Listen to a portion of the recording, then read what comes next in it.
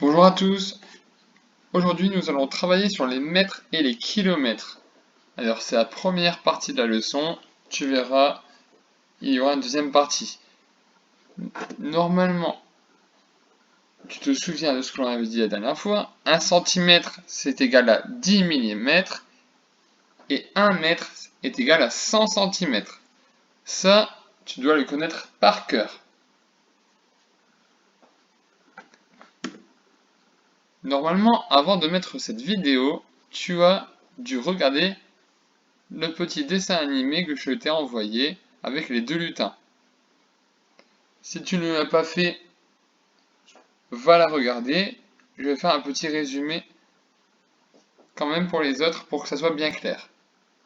Tu te souviens, dans ce dessin animé, il y avait 2 lutins qui voulaient aller vers un chaudron magique. Ils voulaient mesurer la distance qu'il y avait pour aller jusqu'à ce chaudron. Pour mesurer, il a utilisé une règle. Alors, sa règle mesure 1 mètre, c'est un peu comme la règle de la classe. Et tu as vu le temps qu'il a mis, il a posé à chaque fois la règle pour tout mesurer. Il s'est dit que c'était trop long. Le mètre ne peut pas être utilisé pour mesurer de longues distances. Il a remarqué que à chaque fois qu'il y avait 100 mètres, il y avait une petite borne. Et donc il a vu que depuis leur champignon jusqu'au chaudron magique, il y avait 1, 2, 3, 4, 5, 6, 7, 8, 9, 10 bornes.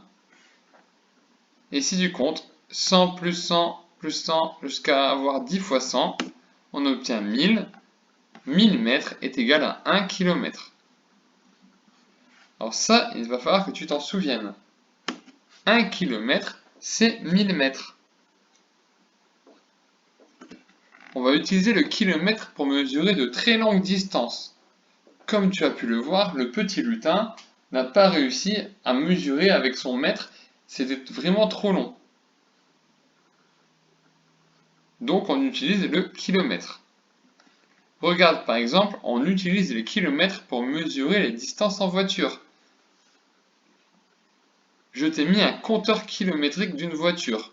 Alors regarde ici, c'est la vitesse de la voiture en kilomètres par heure.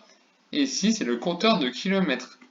Alors, c'est difficile, ce sont des nombres que l'on n'a jamais vus, mais essaye de lire le nombre de kilomètres qu'a déjà effectué cette voiture. Alors, je te donne la réponse. Cette voiture a déjà parcouru 61 956 km.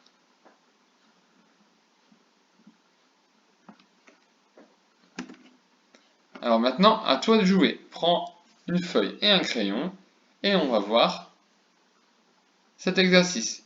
Tu vas devoir me dire si on doit mesurer les choses que je te montre en millimètres, en centimètres, en mètres ou en kilomètres. Je te rappelle, millimètres, les choses très petites, centimètres, les choses petites, mètres, c'est un peu plus grand, et kilomètres, c'est très très grand. Alors, la distance Paris-Marseille, millimètres, centimètres, mètres ou kilomètres? La réponse est kilomètres. La taille d'un crayon, millimètres, centimètres, kilomètres ou mètres? La bonne réponse est centimètres. On peut mesurer la taille d'un crayon avec ta règle. Un grain de riz, millimètres, centimètres, mètres ou kilomètres? Millimètres, c'est très très petit. Et la dernière chose, la taille d'une petite fille.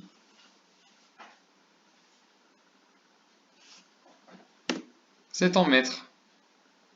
Alors j'espère que tu as bien compris la différence entre toutes ces unités de mesure. C'est parti. Normalement, sur la feuille du programme de la journée, il y avait 2 exercices.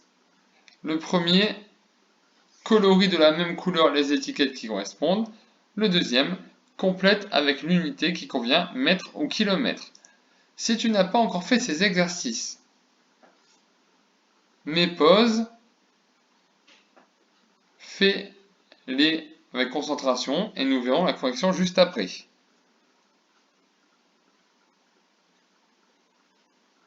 Alors, correction. Ici, il fallait colorier de la même couleur les étiquettes qui correspondent.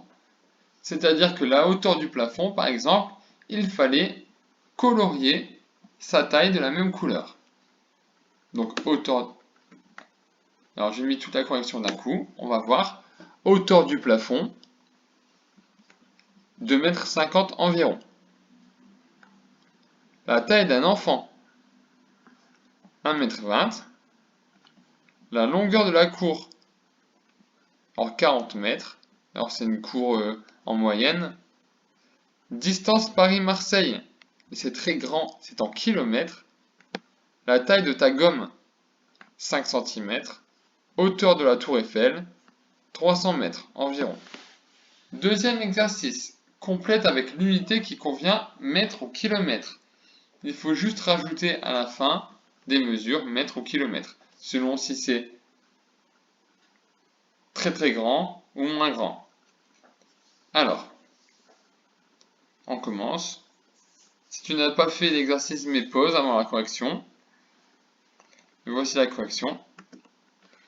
Un immeuble de 4 étages mesure plus de 10 mètres.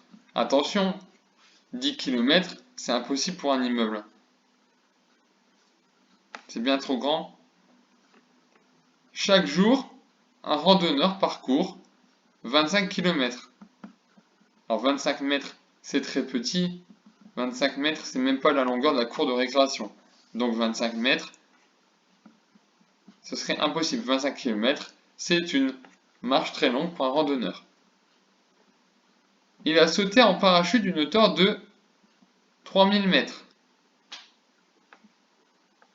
Alors là, c'est pareil, si c'était en kilomètres, on serait dans l'espace.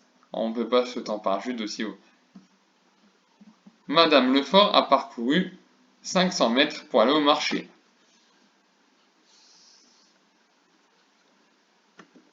Alors, ce que tu dois retenir de cette première leçon, c'est que 1 km, c'est égal à 1000 mètres. Alors voilà pour l'instant, bonne journée.